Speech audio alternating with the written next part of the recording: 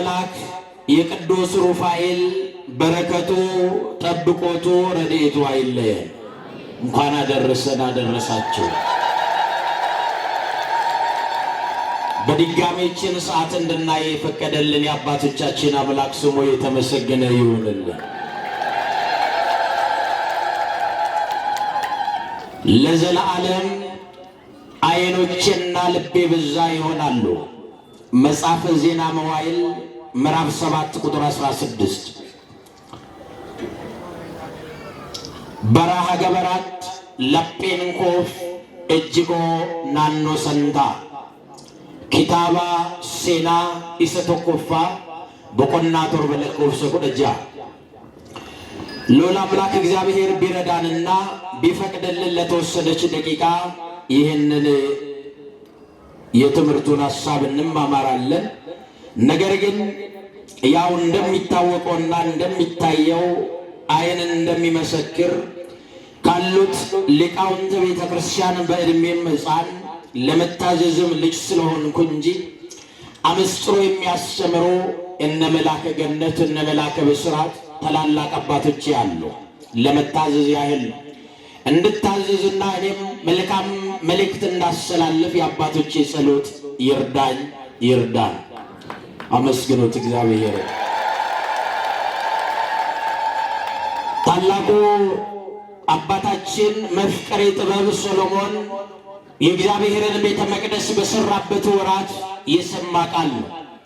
በዚህ በዜና መዋዕል ምዕራፍ 6 ከቁጥር 7 ቁጥር 16 ብሎም ምዕራፍ 7 ከቁጥር 1 አንስተን ይህ ታላቅ ሰው ምን አይነት ሥራ እንደሰራ እግዚአብሔርም በሥራዎቹ ደግሞ እንዴት እንደተደሰተና እግዚአብሔር እንዴት አድርጎ ይህንን ታላቅ የጥበብ አባት የጥበብ አስገኝ እግዚአብሔር እንዴት እንዳከበረው እናያለን። ነገር ግን አባቱ ይህንን ቤተ መቅደስ ለመስራት አስቦ ነበረ። እግዚአብሔር ግን አልፈቀደለት። እግዚአብሔር ግን በሱ ዘመን በሱ ጊዜ እንዲሰራ ስላልተፈቀደለት በልጁ ዘመን እንደሚሰራ ቃል ገብቶለት ነበረ። እግዚአብሔር የገባውን ቃል የማይረሳ የጠየቅነውን ነገር ከኃጢአት በስተቀር የማይነሳን አምላክ ነውና ዘመኑ ደርሶ ጊዜው ደርሶ ወራቱ ደርሶ ይህንን ቤተ መቅደስ ሰራ። ከሰራ በኋላ ግን እግዚአብሔርን እንዲህ አለው፣ እግዚአብሔር ሆይ እንዳንተ ሐሳብና እንዳንተ ፍቃድ ይህንን ሥራ ሰርቻለሁ። ቤቴን ወድሃል ወይ? በዚህ ቤት ታርፋለህ ወይ? ይህንን ቤት ትባርካለህ ወይ? ይህ ቤት ያንተ መገኛ ይሆናል ወይ? ያንተ ቃል ኪዳን በዚህ ቤት ይፈሳል ወይ? የቅዱሳን ጸሎት በዚህ ቤት ሆኖ ያንተ ደግሞ ይቅርታ በዚህ ቤት ይወርዳል ወይ ብሎ እግዚአብሔርን ጠይቆታል። እግዚአብሔር ይህንን ጥያቄ ሲሰማ እንዲህ ብሎ ነው የመለሰለት፣ ወድጄዋለሁ፣ መርጬዋለሁ፣ ቀድሼዋለሁ ለዘላለም አለው። ለጊዜያዊ አይደለም ያለው፣ ለዛሬ አይደለም ያለው፣ ለዘላለም በዚህ ቤት ልቤም በዛ ይሆናል፣ ዓይኖቼም በዛ ይሆናሉ አለ። ልብ በሉ ምእመናን፣ ዛሬም እኛ በዓሉን ለማክበር በዚህ በቅድስና ስፍራ የተሰበሰብነው ለዚህ ቃል ነው፣ ለዚህ ቃል ኪዳን ነው፣ ለዚህ ሐሳብ ነው፣ ለዚህ ተግባር ነው የተሰበሰብነው። እግዚአብሔር ቤታችንን ስለመረጠው ይህንን ቤተ መቅደስ የዘላለም ማረፊያ ስላደረገው በዚህ ቤተ መቅደስ እግዚአብሔር ስለሚገለጥ የመላኩን ልመና የመላኩን ጸሎት የመላኩን አመላጅነት በዚህ ቤተ መቅደስ እግዚአብሔር ስለሚሰማን በመላኩ አማካኝነት እኛን ስለሚያድነን ነው የተገኘ ነው። ታዲያ ይህንን ታላቁን ሊቅ መፍቀሬ ጥበብ ሰሎሞን ምን አለው? ለዘላለም በዚህ ቤት ይገኛል። ዓይኖቼም ይህንን ቤት ያዩታል፣ ልቤም ደግሞ በዚህ ቤት ይሆናል። ምን ማለት ነው? እግዚአብሔር ዓይኖቹ ወደዚህ ቤተ መቅደስ ከሆነ በዚህ ቤተ መቅደስ የተቸገሩትን ሰዎች ያያል ማለት ነው። የተገፉትን ሰዎች ያያል ማለት ነው። የታረዙትን ሰዎች ያያል ማለት ነው። የተራቡትንም ሰዎች ያያል ማለት ነው። በችግር ጥላ ስር የወደቁትን ሰዎች ያያል ማለት ነው። የእግዚአብሔርን እርዳታ የእግዚአብሔርን ኃይል የሚጠይቁትን ሰዎች ያያል ማለት ነው።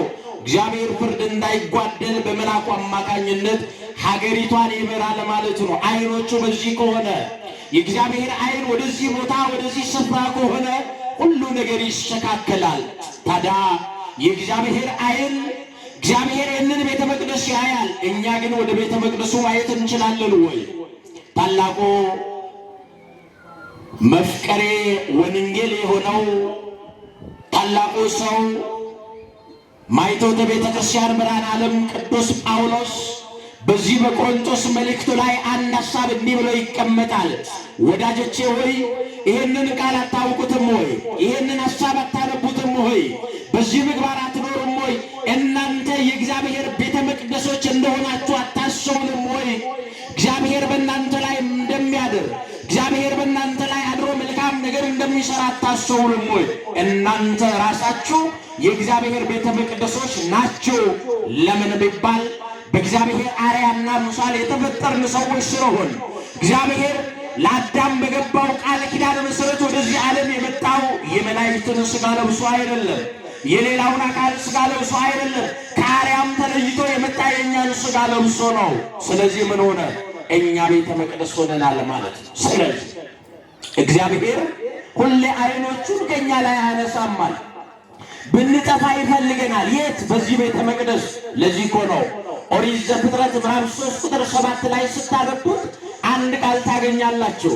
አዳም በጠፋ ወራት፣ ትእዛዝን ባፈረሰ ወራት ከእግዚአብሔር ቤተ መቅደስ ጠፍቶ በዛ በጫካ ውስጥ ተሸሽጎ በነበረበት ሰዓት እግዚአብሔር እንዲህ ብሎ ፍለጋውን ቀጥሏል። ምእመናን ሁላችንንም እግዚአብሔር አሁንም ይፈልገን። ብዙዎች ከቤተ መቅደሱ ጠፍተን በዓለሙ ጫካ ውስጥ የተደበቁ ሰዎች አለን። በሱስ ጥላ ስር የተደበቁ ሰዎች አለን። በተለያየ ጥላ ስር ሆነን እግዚአብሔርን የሸሸን ሰዎች አለን። እግዚአብሔር ግን ዛሬም ይፈልገናል። ለምን? ዓይኖቹ በእኛ ዘንድ ናቸው። እኛን ስለሚያዩን ሁሌ ጠዋትም ማታም ለሰከንዶች ሽርፍራፊ ዓይኖቹ ከእኛ ላይ ስለማይነቀሉ ታዲያ ምን አለው? አዳም አዳም አዳም አለው። ሶስትነቱን ሲገልጥለት የት አለ? ወዴት አለ? ለምን ከዚህ ስፍራ ለቀቅ? እኔ እኮ በስፍራ ላይ ሳይ አንተ በዛ ስፍራ በዛ መንደር የለህም። ወዴት ሄደህ ነው? ምነው ስፍራውን ለቀቅ? ምነው ከዛ መንደር ሄድክ ብሎ ጠየቀው። ምን ሰጣ? መመለስ አልቻለም። ምክንያቱም የሰጠው ሕግ የሰጠው ስርዓት የሰጠው ውል ነበር። ውሉን አፍርሷል። ውሉን ሽሯል። ውሉን ቀዷል። ውሉም አትሰስን፣ አትበድል፣ ኃጢአት በደል አትስራ። ይህንን ሁሉ እንድትሰራ የሚያደርግ ደግሞ አንድ መብል አለ፣ እሱን እንዳትበላ ብሎት ነበረ። ግን እሱ በላ።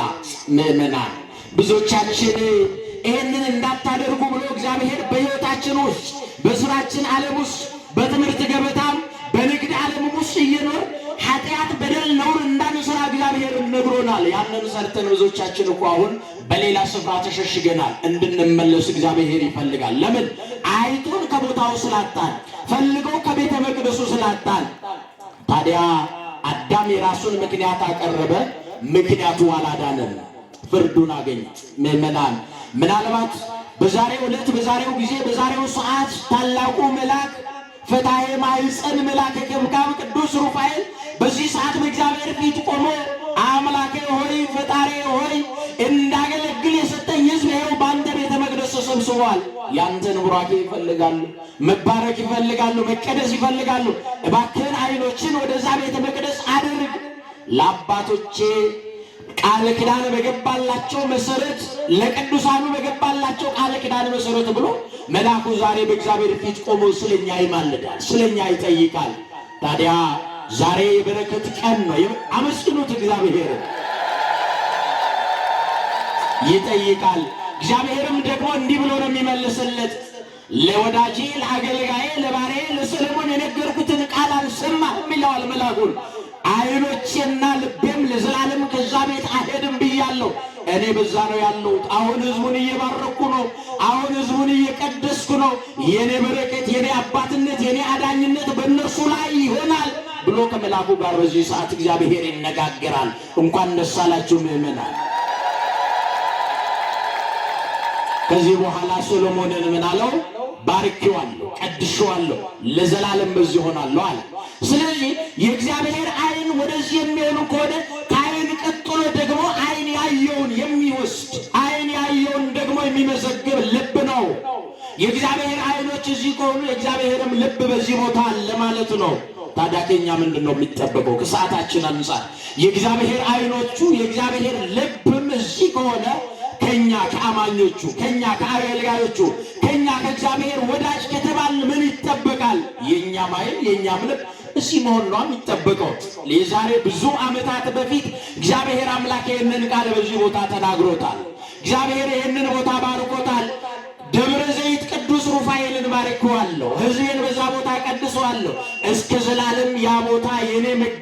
የኔ ቃል የሚነገርበት የኔ ሥጋ የሚቆረስበት የኔ ደም የሚፈስበት ነው። ምክንያት የሆነው ግን ታላቁ መልአክ ቅዱስ ሩፋኤል ነው። የሩፋኤልን የሰጠን አምላክ ስሙ የተመሰገነ ይሁን። ኤጋ ሰበ ዋቀዮ ጉያነ ራቁን ጉያ አዳት ጉያነ ራቁን ጉያ ጃለላት ዋቀዮ ማለት በረሃ ገበራት እጅጎፍ ለፔን እንኮ ናኖ ሰንዳ እየኮን መነሰነን ይላል መነቁልቁልማ ሰነን ይላል እጅጎ ናኖ ሰነራህን እንከው በከ እጅጎ ጅሩ ሞለፔን ኮሉ ጅር ናኖ ሰን ይትላልን ወሮ ተረከተን ንንገርጋር ወሮ ተቤላን ቤላን ባስ ወሮ ተዶበተን ዶቡን ባስ ከነ አዳን ሳኒፍ ከነ ኤባ አዳን ሳኒፍ ከነ ጃለለን ሳኒፍ ከነ መነከነ ጃለደን ጅራዋንቴ መንኩን ቡልቶ ኮቲ ዋንቴ መንኩን መነን አን አረገሙ ዋንቴ የኔ ዋቀይ ወጎተ ሄዱን ዱራ ሄዶ ከነ ኤቢሼ ጅራ ያጂ ሰበ ዋቀዮ ጉያንኩን ጉያ ይባት ጉያንኩን ጉያ ጃለላት ጉያንኩን ጉያ ኤርገማ ሩፋኤልን ዋቀይ ፉልዱራ ዳበቴ ኡመተ ኢሳቲፍ ዋቀ ጉያ ይትከደቱ ያ ዋቀይ ኡመተ ከነናፈብሽ ያ ዋቀይ ኡመተ ጃለተ ማከን ሐርከከ ይሰበላ ሐርከከ ይሰጂዳ ሐርከከ ይሰደረሰን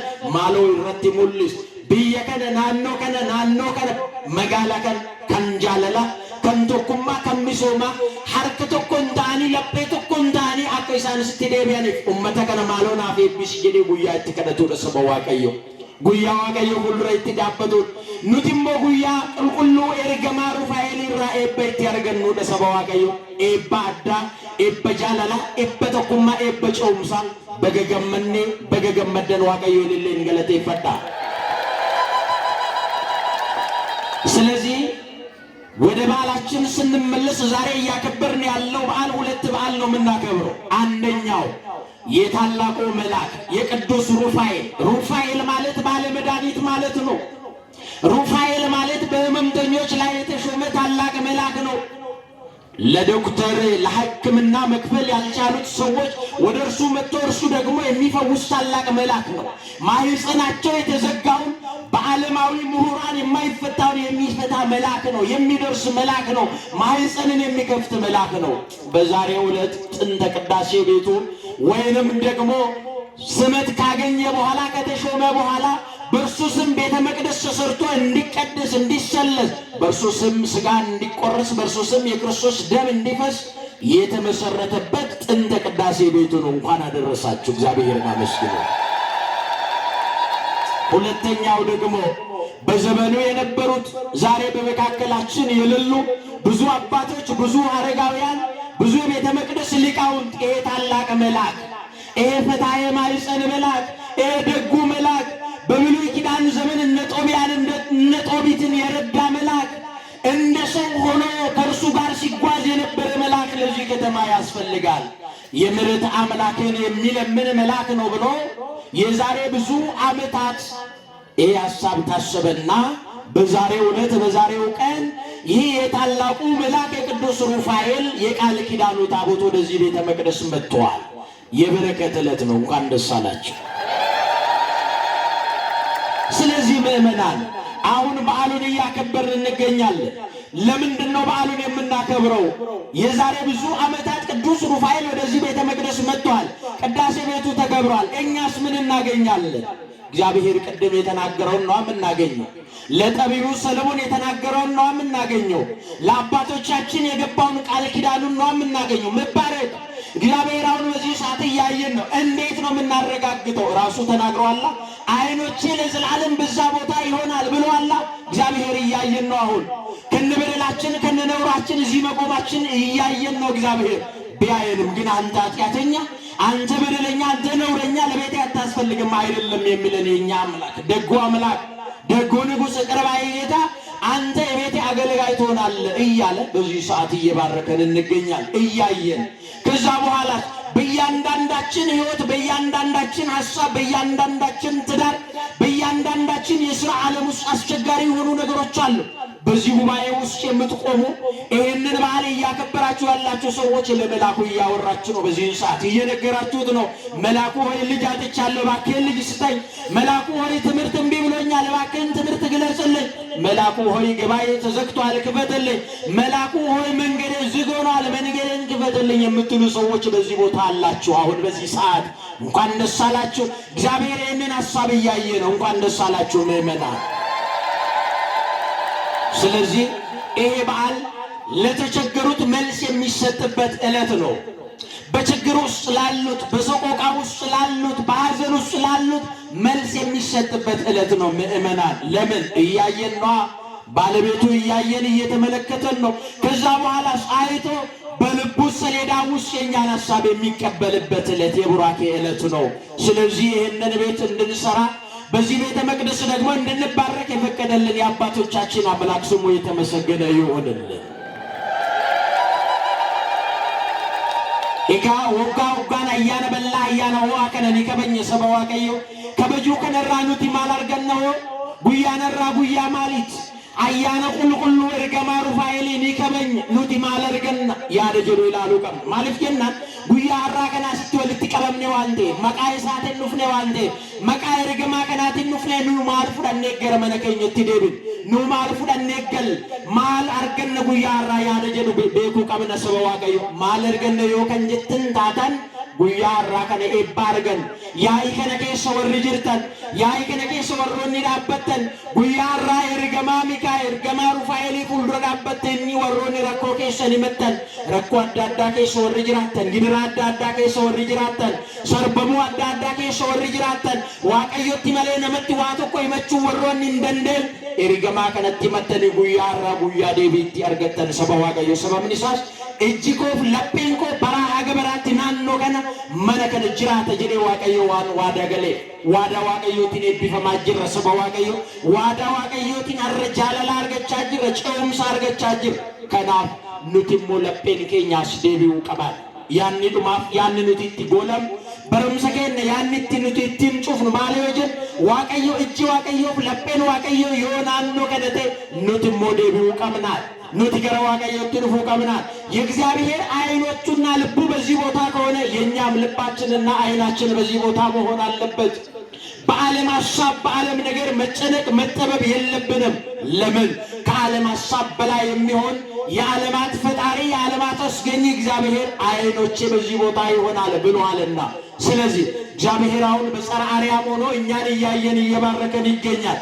በማን አማካኝነት? በታላቁ መልአክ በቅዱስ ሩፋኤል አማካኝነት። እንኳን ደስ አለን፣ እንኳን ደስ አላችሁ ምእመናን። ስለዚህ በዚህ መልኩ በዓሉን ስናከብር በዓሉ የበረከት በዓል ነው፣ የመባረክ በዓል ነው። በዓሉ የቤተ መቅደሱ መመስረት ነው፣ የቤተ መቅደሱ መሰራት ነው፣ የቤተ መቅደሱ መታነጽ ነው። ቤተ መቅደሱ ታንጿል።